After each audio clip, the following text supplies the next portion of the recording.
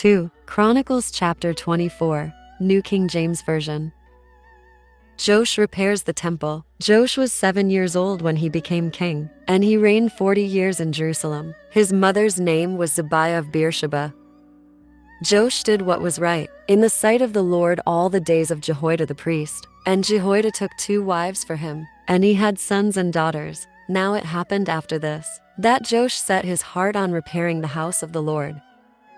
Then he gathered the priests and the Levites, and said to them, "Go out to the cities of Judah, and gather from all Israel money, to repair the house of your God from year to year, and see that you do it quickly." However, the Levites did not do it quickly. So the king called Jehoiada, the chief priest, and said to him, "Why have you not required the Levites to bring in from Judah and from Jerusalem the collection, according to the commandment of Moses, the servant of the Lord, and of the assembly of Israel, for the tabernacle of witness?" For the sons of Athaliah, that wicked woman, had broken into the house of God, and had also presented all the dedicated things of the house of the Lord to the Baals. Then at the king's command they made a chest, and set it outside at the gate of the house of the Lord. And they made a proclamation throughout Judah and Jerusalem to bring to the Lord the collection that Moses, the servant of God, had imposed on Israel in the wilderness. Then all the leaders and all the people rejoiced, brought their contributions, and put them into the chest until all had given.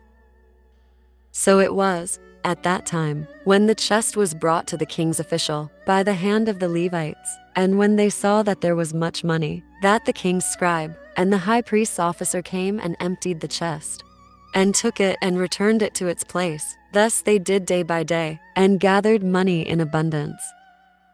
The king and Jehoiada gave it to those who did the work of the service of the house of the Lord, and they hired masons and carpenters to repair the house of the Lord, and also those who worked in iron and bronze to restore the house of the Lord. So the workmen labored, and the work was completed by them. They restored the house of God to its original condition and reinforced it.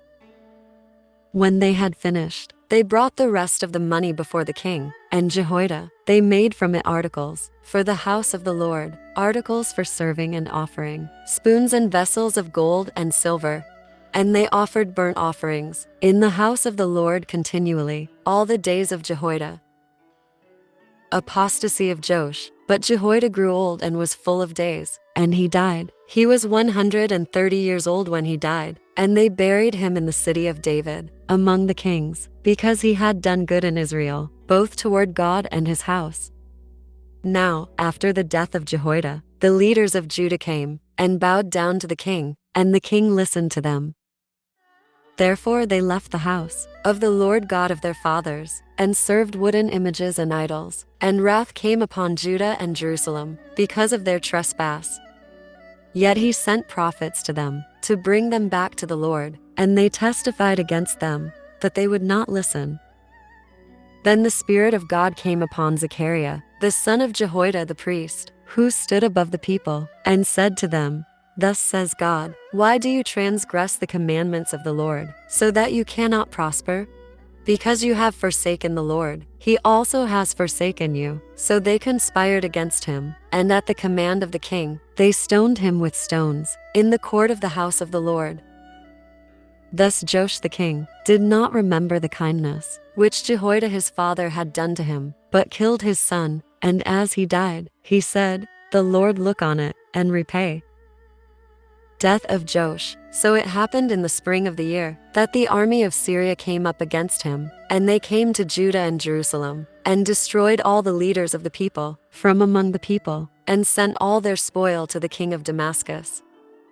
For the army of the Syrians came with a small company of men, but the Lord delivered a very great army into their hand, because they had forsaken the Lord God of their fathers. So they executed judgment against Joash. And when they had withdrawn from him, for they left him severely wounded, his own servants conspired against him, because of the blood of the sons of Jehoiada the priest, and killed him on his bed. So he died.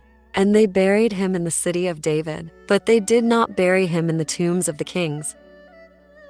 These are the ones who conspired against him: Zabad the son of Shimith the Ammonites, and Jehozabad the son of Shimrith the Moabites. Now concerning his sons, and the many oracles about him, and the repairing of the house of God, indeed they are written in the annals of the book of the kings. Then Amaziah his son reigned in his place,